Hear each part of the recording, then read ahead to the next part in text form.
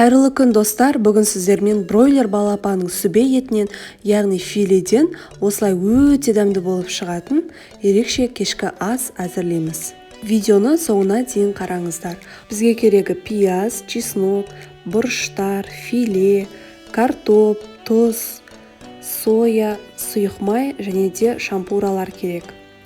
Ең алдымен филе, яғни тауықтың етін осылай 4 бұрышты етіп турап шығамыз.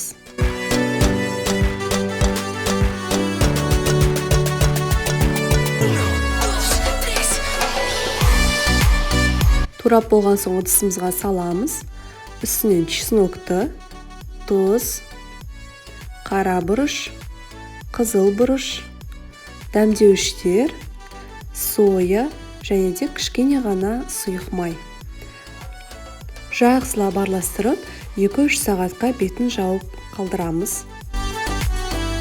Оған дейін біз пиязды осылай дөңгелек етіп тураймыз. Картоптарымызды да ұзыннан турап шығамыз. Картопымызға тұз қосамыз. Дәміне қарай қызыл бұрыш және де сұйық май. Жақсылап араластырамыз. Ал шампураларды осылай 30 минут суға салып қою керек. Міне бізде 2-3 сағат өтті, мен 3 сағаттай ұстадым. Енді осылай салып шығамыз.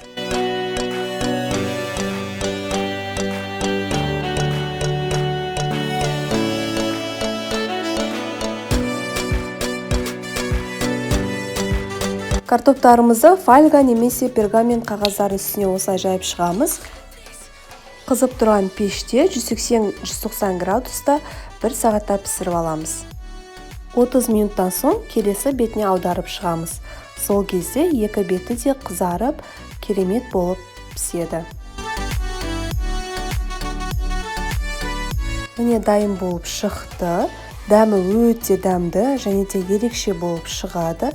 Міндетті түрде жасап көріңіздер. Сіздермен бірге болған Арайдың асханасы. Менің каналыма жазылуды ұмытпаңыздар. Ас болсын!